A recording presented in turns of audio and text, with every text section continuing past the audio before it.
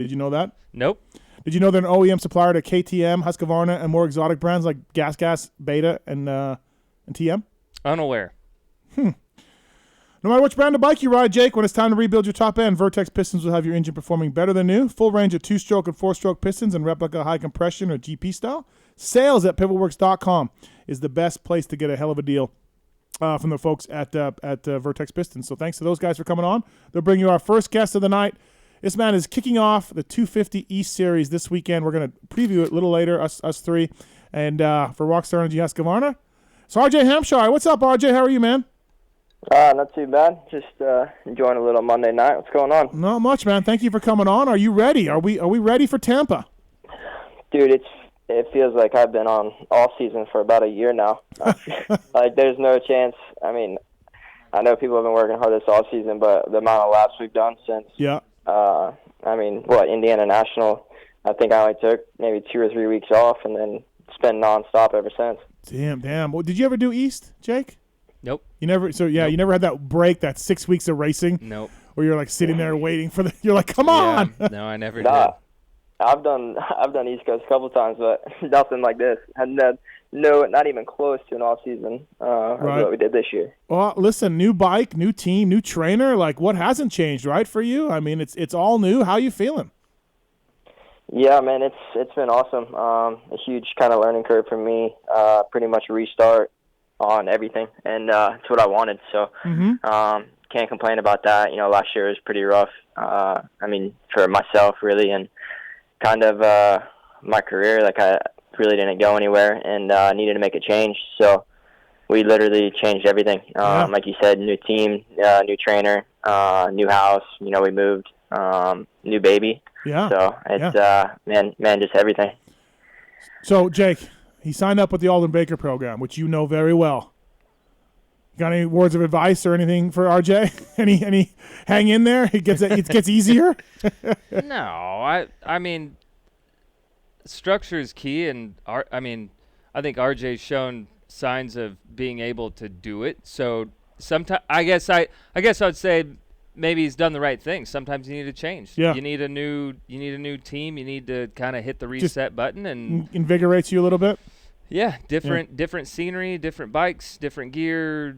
It can help. It sounds dumb, but it can help. Yeah. You agree with that, I guess, RJ, huh? Yeah, big time. It brings a lot more excitement. Like, it's kind of like, I mean, it was fun. Don't get me wrong. I mean, of course, we're going to race dirt bikes. You know, everything's going to be pretty, fun. But it was just kind of the same people, kind of same deal, and can't really expect a change unless you yourself make a change. So I got to meet a whole new group, a whole new crew, new owners, new mechanics, practice mechanic, race mechanic, new suspension guys. So just kind of learning each guy and, where I fit in. And honestly, dude, these guys are 100% in on me, which is cool. Kind of a little bit of a different feeling over here. The biggest thing I think for you, and Jake, you can back this up also, is I over the years from people I talk to that have worked with you, RJ, they're like, he's got this bitch in place, but he rides by himself a lot, or he has some privateer guys that are not on his level, and you're riding by yourself, and you've got your program and all that, and you feel good. But with this Baker program, I mean, this thing is like a main event every single day that you're riding, right? I mean, it kind of helps the intensity, right, RJ? Yeah, big time. And, I mean, I was training as hard as what I knew. And, I mean, like I said, this is a completely restart for me and next level. And, riding during the week, it kind of took me a bit to get used to it, like having that intensity every single day you're out on the track, just because I knew my weeks were going to be so long. I didn't want to be burnt out by Wednesday, and then Thursday, Friday just kind of struggled. So it took me a bit to learn how to, adapt to it and be able to push every single moto. And literally these guys are out here, to win, which is, I mean, it's cool just to have that, all week. And I spent the whole off season with Zacho and Coop riding every day with them. And then Mosey was here quite a bit also. So literally every day it's just kind of been like a main event. Osborne told us when he rode a 250F, it was, it was hard. It was, sometimes would break you because of these guys on 450s are catching you and they're passing you. And it was tough to keep the mental focus up because you're on a 250F and these guys and you're trying to race with these guys. How was it for you? Did you and I guess for you, Jake, that would have been Adam on a 250F out there, right? And you guys are trying to catch him, or he's that was a little before. Before then, Baggett. Yeah, that would have been Baggett. Yeah, where you're catching him. He's starting first. Yeah, and you're getting him every race, every time, you know. So how was that for you, RJ? Yeah, no, like I said, I mean, it was kind of a learning process for me. I started, honestly, probably 3 weeks before these guys even came here, just to kind of see where I was at with Alden. And, I mean, first couple of weeks were gnarly. Like, dude, I think, I mean, during off-season, I wasn't even on Supercross yet. I think it was 6 or 7 30-minute motos. This was 2 or 3 weeks after Indiana, so it's like, dude, what's going on, plus gym and everything. Yeah. But then, like, yeah, it was going so good. It was going, like too good there for, I'd say the first 2 months. We were, I mean, I wouldn't say I was battling with those guys, but, you know, I had a good speed going, and was feeling really good, and had a little hiccup, and then, dude, I tested my patience so much for 2.5 weeks. I wasn't even close to anyone out here, so had to, just every day, dude. It was mentally draining, and just, I mean, Alden always told me, you know, from the beginning when it happened, he's like, you know, just stick with it. It'll come back around, and I mean, sure enough, it did. I'd say about 4 weeks ago. So now I'm back to, you know, feeling good on the bike and ready to go. RJ, I got 2-part question for you. First is, did you have a choice or any say on East and West? And, like, maybe when that was decided, did you know pretty early? And also, you've done both. Are you happy that you're East Coast? Because you've done both in the past. Yeah, I mean, like I said, dude, things were going so good. So from the beginning, whenever I came over, I was like, dude, I haven't even rode this bike yet. I have no idea. Let's just plan on East. Give me plenty of time to go racing. And, dude, the bike they sent me here, I didn't even change suspension for, you know, 6 weeks or whatever, and was loving it, and I was ready to go racing. So actually talked to Bobby a little bit, and I was like, dude, I think we, you know, make this change and go west. And then sure enough, the week after that, you know, I hurt myself. So it was like, all right, let's stick to the plan, go east. And yeah, so I was stoked on that. And honestly, I mean, I feel like you can't really be an East or West Coast guy. I mean, you're going racing no matter what, but I live on the East Coast, so I mean, I would kind of prefer that. Yeah. What was your second part? Or was that that it? Was oh, it. that was both. Okay. Got them both. I'm excited, RJ, because you and I'm a believer in your program. I like your talent. I've liked your work ethic for a long time.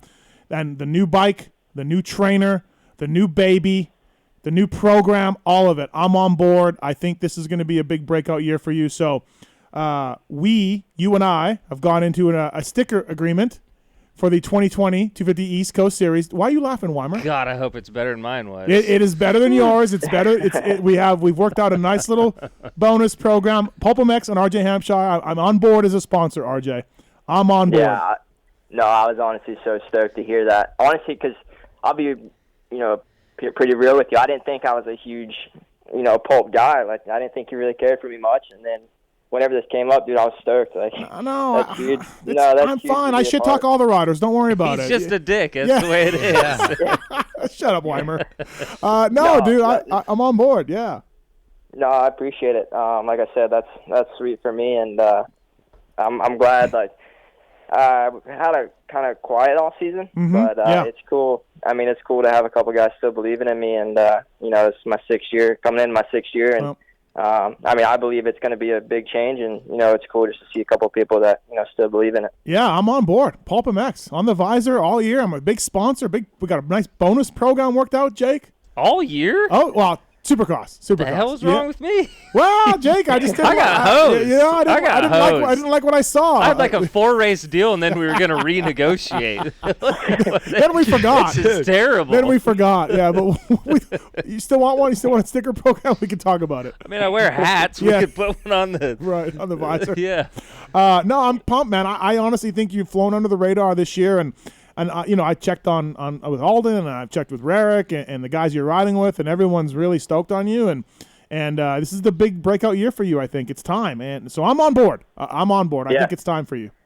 No, and like I said, I mean, I wanted a full restart, and you know, I feel like we got it. So yeah, yeah, I'm 24 years old, so I'm kind of old, but dude, I feel like with this whole change, I'm coming in as a rookie, and have a lot more excitement, kind of a little bit more drive, and like you said, I surround myself with some good people this off season, and dude, just really stoked with where we're at, and stoked to be running a PulpMX sticker this year. Vertex Pistons bringing you RJ Hampshire from the Rockstar Energy. What are you laughing at? I just can't wait for him to show up at Tampa and bring his gear bag into his locker and unload, pull the helmet out, and El Hombre sees the helmet.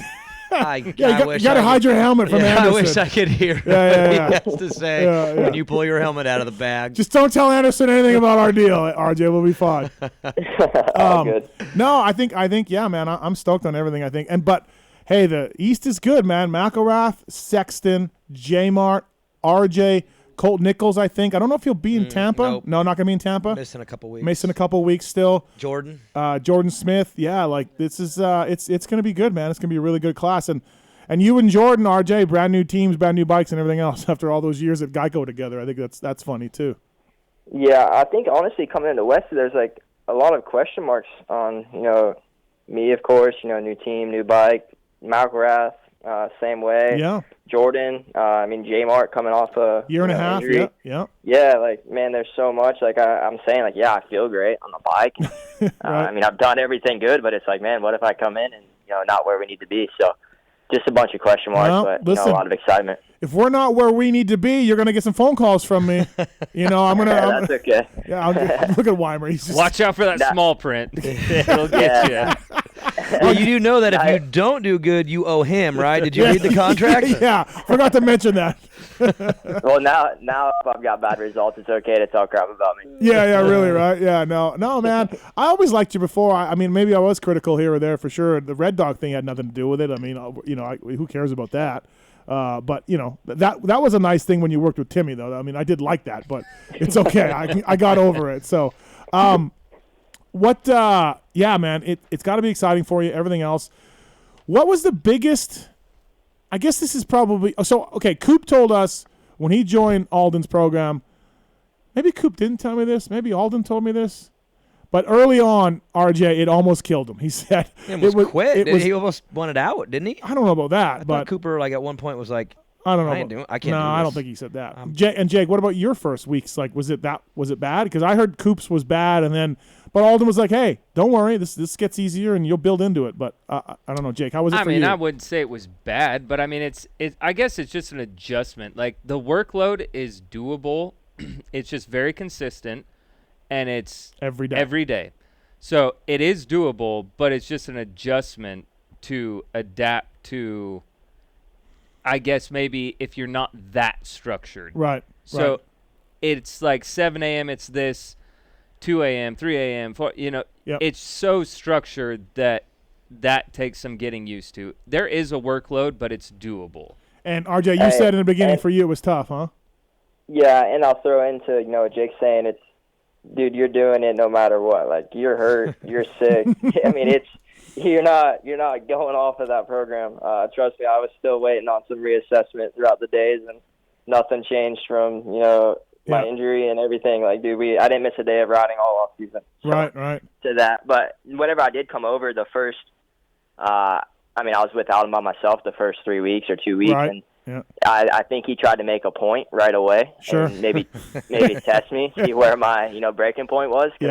Like, the first 2 weeks were by far the hardest I've had. Whether it was me not being ready for it or I still think some of the stuff he was having me doing was a little bit out there. But by far those two were the hardest. And then whenever Zacho came back, he kind of made it a point right away where he's a beast on a bicycle. So my first ride with him, like, we were just I was just behind him trailing, and I guess he wanted to hammer down, and dude, we're climbing like a little hill going, I swear we're going like 28, and I'm maxed out. Like, I can't go any faster. Dude, we get to the top, and he waves me by, and like, all I have to do is laugh. I'm like, dude, I can't. That's it. That's all I have. But no, just like that. They see that you're there to work hard, right? And I guess just want to see where you're at mentally, and if you'll push past where the comfort zone is. Yeah, well, I mean that's exactly it, right? Like that's the whole thing. And Dunge told me it wasn't it wasn't the amount of training like Jake you just mentioned. It wasn't like some gnarly. It's every day. And Ryan said, truthfully, he thought he might have worked harder on his own because he didn't know. He didn't know. Alden's like, hey, this is a rest. This is where your heart rate is. This is your blood work. You know, we're going to just do this amount. And so in some cases, RJ, for you as a rider, that part of your brain, like, am I doing enough? Am I doing too much? It's gone. You know you're on a program that wins championships. You just know it. Yeah, exactly. And like through that whole December where I was struggling a bit, dude, I always trusted Alden and believed in what he had to say. But my off season now is, you know, if this guy tells me to do something, there's no doubt in my mind that, you know, it's getting done with confidence. And I mean, look at his results; it kind of speaks for itself. And like I said, I'm around, you know, two of one of the best guys right now. We've spent my whole off season with them, so I'm stoked on, you know, the program, where we're at, you know, the adapting that, you know, I had to take, and really, honestly, it was a lot to do with my body, like adapting to it. I mean, it's kind of crazy, but your mind's, you know, dang sharp, dang powerful, and like that was it for me mentally. You just kind of had to tell myself, look, this is what we're gonna do, and I'm not gonna be worn out here. You know, we got next week to hammer down again, and that's literally what it's been like since, you know, like I said, 3 weeks after Indiana. You've been on the Honda for so long. What do you like about the Husqvarna? Man, it was like I was confident in my decision, but I wasn't at the same time. So it was like, dude, you hear how much different this is going to be. And I always kind of compare it to Cooper, where, I mean, you're talking probably one of the best guys in the whoops, jumping and cutting down. But the way he's able to cut down on the track, and, I mean, literally cuts about half a corner pretty much every turn. Right. And jump the whoops. As soon as I got on this bike, I could understand how he's able to do that, or, you know, even jumping kickers on an outdoor track. Like, that's where I rode it first time. I was at Apollo, and, you know, it's pretty rough, and it's just so kind of predictable on, you know, what you can do and what you can't. But it's just like comparing the two chassis, like, you know, maybe my Honda was better in this area, but all around this bike allows me to do things that I would never be able to do or never even thought of doing on my Honda. And same with the motor. I mean, dude, my motors, I mean, you listen to Zacho whenever he was on the 250, like, dude, our bikes rip whenever they're high in the revs. So, and that's where, I mean, I revved the crap out of my Honda, and this thing, that's where the meat's at. Yeah. Daniel, I'm going to need you to say PulpMX's RJ Hampshire, like every Saturday, okay? When I get my contract, we'll talk. RJ, my question is a follow-up on just like the daily routine. You being the 250 guy in that program, I mean, do you run their full program too as far as length of motos? And I mean, outdoors obviously the same, but for Supercross, are you doing the 20s or whatever they're doing too, or do you do, you know, proportion to what you race? No, I mean, honestly, I'd probably say those guys did a total of maybe 5 laps more than me in the entire off season. So, like, Coop was actually just over. We were talking about it. Like, dude, I've done the full 450 program. So, yeah, nothing's really changed from that. I don't know if it changes. Well, it wouldn't change for outdoors, but, yeah, no, we've been full on. I'm excited for RJ Hampshire and PulpMX coming up in Tampa this weekend. I mean, I'm on board. Are you guys ready? We're ready. We're really ready. I was wondering why you kept saying we. Like, what do you have to do with this? I got a lot to do with this. Don't worry about it. I'm on board. I think this is going to be great. I'm looking forward to it. Vertex Pistons bringing you RJ Hampshire on the show. RJ, thanks for the time, man. Appreciate it. Good luck in Tampa. I'll get you some of those stickers. He doesn't even have them yet. What kind of program is this, man? He's got 4 days to get them. Saturday morning, I'll drop them off. What's the big deal? I got this. RJ, have you been paid yet? Yeah. Don't worry about it. Don't worry about it. Doubtful. We go. Doubtful. I go after the race. I need to see the work first, then I pay. That's the deal. Oh, you're that guy. Thanks, RJ. Thanks for the time. Good luck this weekend, man. Thank you. Yeah. Thanks for having me on. See you guys. Awesome. Thanks. That's Team PulpMX's RJ Hampshire, everybody. We think. We don't have money exchange. We don't have stickers. Don't worry about it. We're good.